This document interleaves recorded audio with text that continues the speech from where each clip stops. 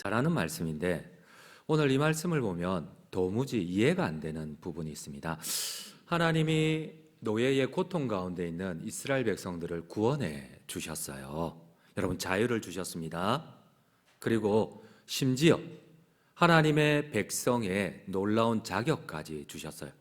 여러분, 그럼 감사해야지요.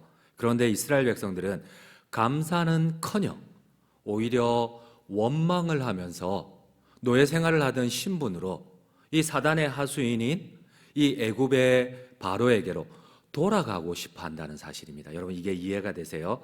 하나님이 노예 비참한 생활에서 구원을 주셨어요. 자유를 주셨어요. 심지어 하나님의 백성의 자격도 주셨습니다. 그러면 우리가 놀라운 이 은혜의 구원에 감사는커녕 오히려 이 백성들은 하나님을 원망하며 애굽으로 돌아가겠다는 거예요. 여러분, 이게 이해가 되십니까? 우리 한번 오늘 본문의 말씀 1절을 함께 읽도록 하겠습니다. 여호와께서 들으시기에 백성이 악한 말로 원망하며 여호와께서 들으시고 진노하사 여호와의 불을 그들 중에 붙여서 진영 끝을 사르게 하시며. 왜 이렇게 이해되지 않는 행동을 통하여 하나님의 진노를 일으키는 걸까요? 여러분, 하나님이 자유를 주셨습니다. 그들의 기도대로 구원을 해주셨어요. 심지어 하나님의 백성에까지 삼아주셨어요. 근데 감사는커녕 왜 하나님을 악한 말로 원망하는 겁니까? 왜 이런 일이 일어날까요? 여러분, 혹시 우리는 그렇지 않나요?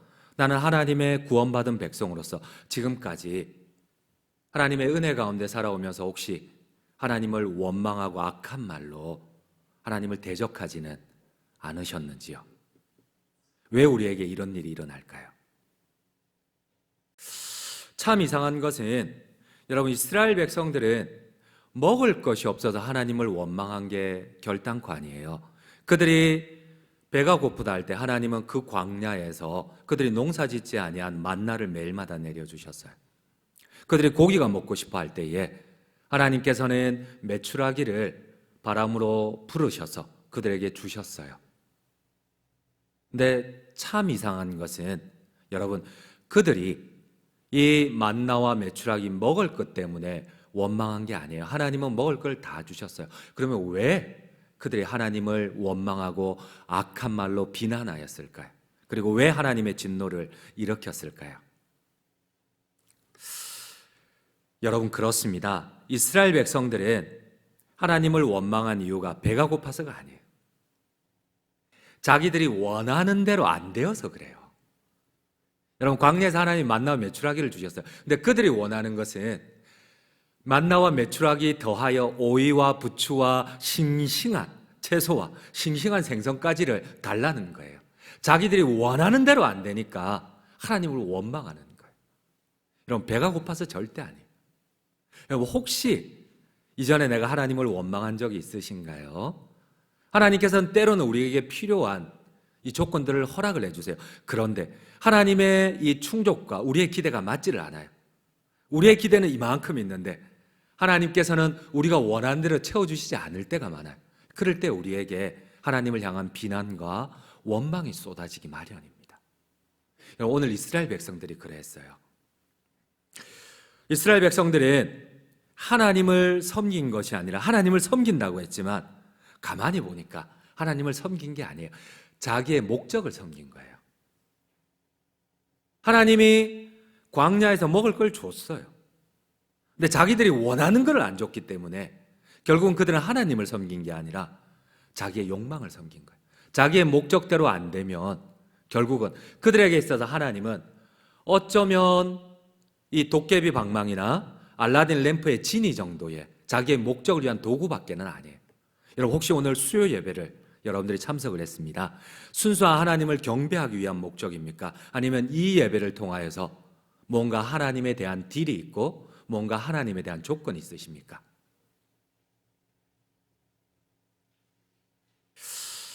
그렇습니다.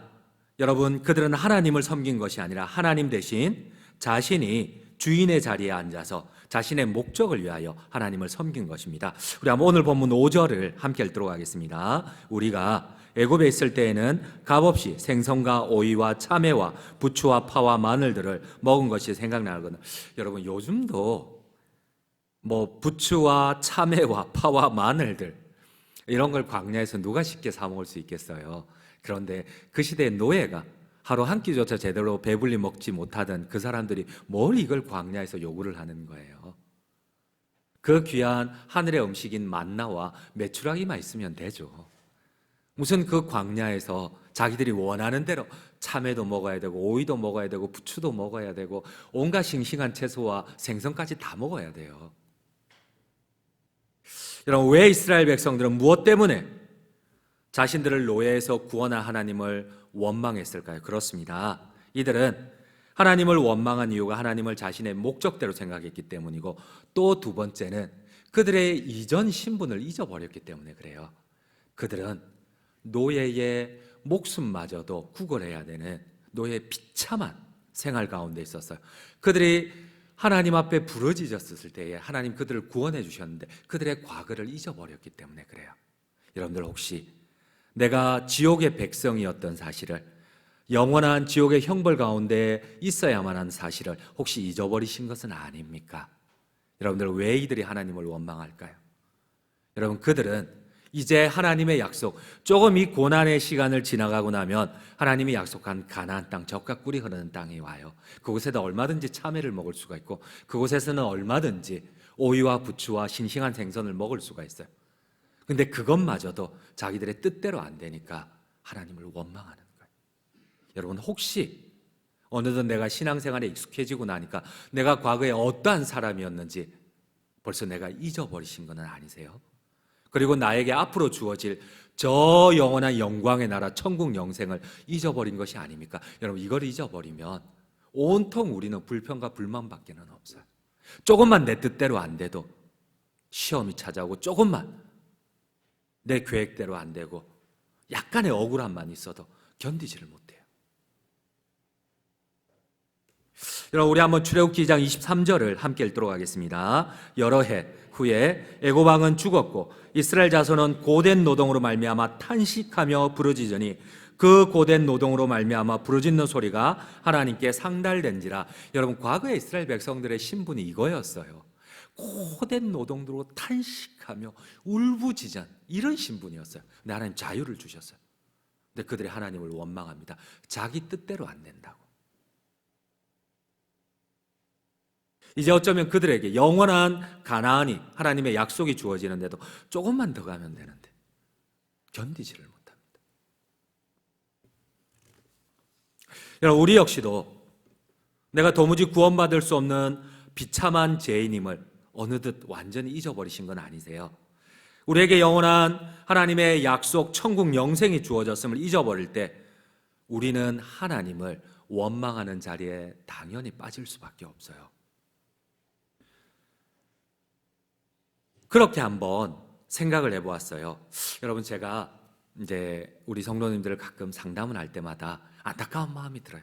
지금까지 잘 견디셨는데, 이 하나님의 시험과 환난 가운데 지금까지 잘 이겨내셨는데 조금만 더 가면 되는데, 이제 조금만 더 가면은 가나안인데, 하나님이 약속한 이제 시내산에서 하나님께서 레위기를 주신 시나이 반도 맨 아래쪽 시내산에서 이제 보름만 더 가면 하나님이 약속한 가나안인데 이제 다 왔는데 못 참으시는 거예요. 어떻게 나한테 이런 억울한 일을, 어떻게 내게 감히, 왜 내가 이런 시험에, 왜 내가 이런 환난에 견디지를 못하세요? 여러분, 맞아요. 어쩌면 그렇게 상담하시는 분, 시험에 드신 분들이 잘못이 제가 보기에는 크게 없어요. 그런데 여러분, 우리는 광야길을 걸을 수밖에 없어요. 주님께서 먼저 걸어가신 그 길, 십자가의 길, 고난의 길, 순교자의 길을 걸을 수밖에 없어요. 주님은 이 좁은 길을 따라오라 하셨어요. 주님께서는 원수된 우리를 위하여서 그 비천한 육신의 몸을 입고 우리를 구원하기 위하여서 대신 십자가를 지셨어요. 그리고 우리에게 천국 영생을 주시고, 그리고 주님의 제자들은 자신이 먼저 걸어가신 이 모범의 길, 십자가의 길을 따르라고 하셨어요. 근데 우리는 조금만 이 길에서 익숙하고 난 뒤에 조금만 억울함이 있어도, 이 제가 보기에는 주님의 길을 따르기 위하여서 하나님께서 하나님의 교회를, 이 연약한 성도들의 마음을 품으라고 하나님이 훈련하시는 과정인 것 같은데, 이제 다 오신 것 같은데 그 끝을 못 견디시는 거예요. 자기 뜻대로 되어야 돼. 자기 생각대로 되어야 돼. 이 억울함을 자기가 안을 수가 없어요. 여러분, 사탄은 우리가 영생의 선물을 받은 것을 자꾸만 잊어버리게 만들어요. 자꾸 불평하게 만듭니다. 잦은 불평과 부정적인 말은 여러분 결국 우리에게 임한 이 구원을, 우리에게 약속된 천국 영생을 자꾸만 잊어버리게 만들어요. 오늘 이스라엘 백성들은 목이 터져라 이 홍해를 가르신 하나님을 찬양하고 경배하고 춤을 추었어요. 그런데 3일도 안 돼서 하나님을 원망하고, 또 하나님이 만나를 주시면 막 목이 터져라 하나님을 찬송하고, 또 일주일도 안 돼서 하나님을 원망하고, 하나님 메추라기를 주시면 또 목이 터져라 찬양하고, 또 한 달도 안 돼서 하나님을 원망하고, 왜 우리를 데리고 왔노? 말라고 데리고 왔노? 이 광야에서 죽이려고 데리고 왔나? 이 끊임없는 반복이. 15일이면 올라갈 수 있는 그 가나안을 40년 동안 다 죽을 때까지 원망 가운데 광야를 계속 돌 수밖에 없었어요. 우리가 기억해야 할 것이 있습니다. 이스라엘 백성들이 불평과 원망 가운데 그리워한 것은 놀랍게도 그토록 하나님 앞에 탄식하던 노예 생활이었습니다. 참 아이러니하죠. 여러분, 우리가 불평과 원망 가운데 정작 우리가 그리워하는 것은 어쩌면 사탄의 영원한 지옥일 수 있다는 사실입니다. 여러분, 가끔 그런 얘기를 들어요.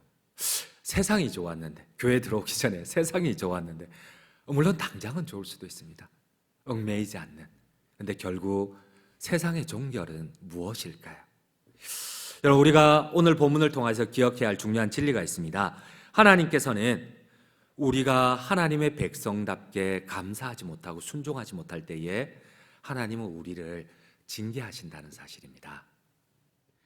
바로 우리가 계속 원망할 때 하나님은 진노하시고 우리를 징계하십니다. 우리 한번 1절을 함께 읽도록 하겠습니다.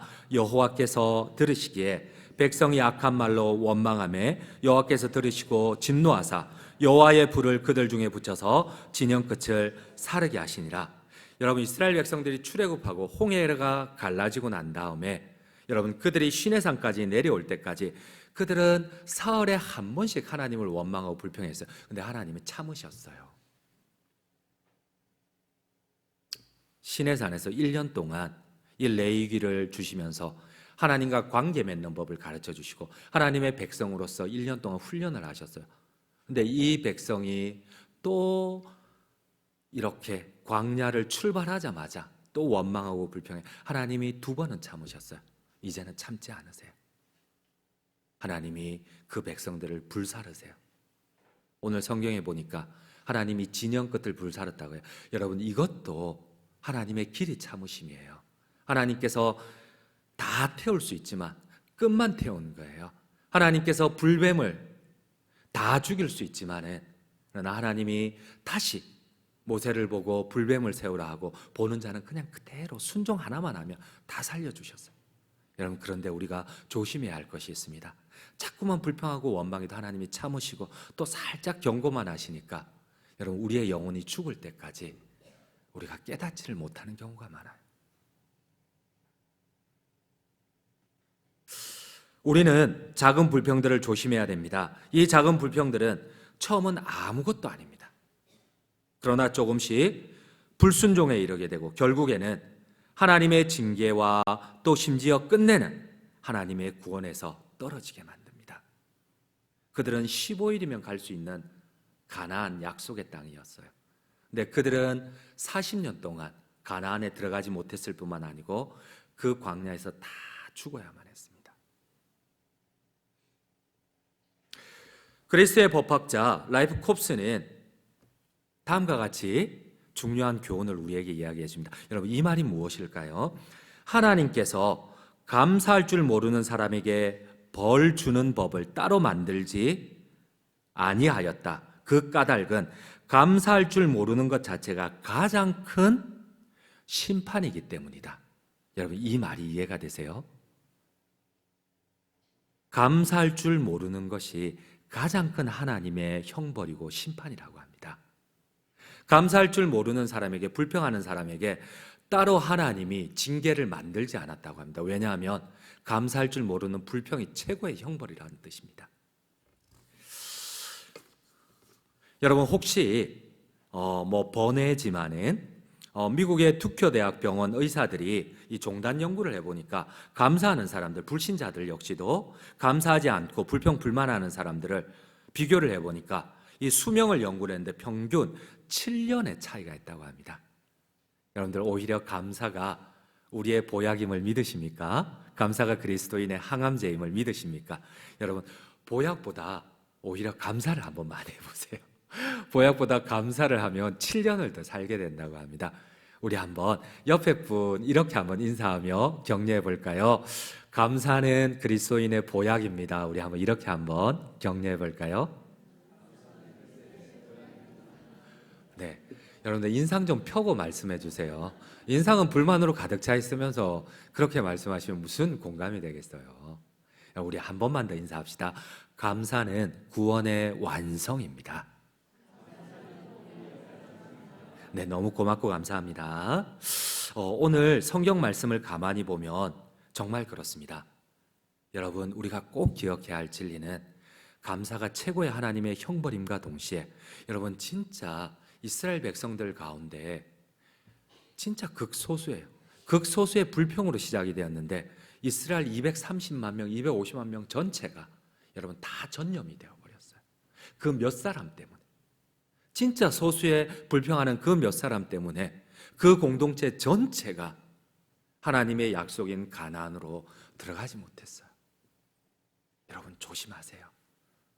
진짜 우리 주변에 혹시라도 불평하는 사람, 처음부터 끝까지 불평하고 원망하는 사람이 있다면 여러분들 피하셔야 됩니다. 그리고 주님의 사랑으로 피하시고 그냥 아무 말도 안 하셨으면 좋겠습니다. 결론을 맺도록 하겠습니다. 여러분 우리 한번 4절을 한번 읽어보겠습니다. 4절입니다. 그들 중에 섞여 사는 다른 인종들이 탐욕을 품음에 이스라엘 자손도 다시 울며 이르되 누가 우리에게 고기를 주어 먹게 하랴. 여러분 이스라엘 백성들은 처음부터 불평하고 원망하지 않았어요. 근데 그곳에 섞여 있는 진짜 극소수의 타인종들, 불평하는 사람들, 이 사람들 몇 때문에 공동체 전체에 하나님의 진노와 심판이 임한 거예요. 결론을 맺도록 하겠습니다. 여러분 나는 감사의 사람입니까? 아니면 작은 억울함에도 견디지 못하는 불평과 원망의 사람입니까? 하나님의 약속의 말씀을 선포하며 설교를 폐하려고 합니다. 민수기 14장 28절입니다. 내 삶을 두고 맹세하노라. 너희가 내게 말한 대로, 내게 이런 대로 내가 그대로 너희에게 보응하리라. 여러분 그렇습니다.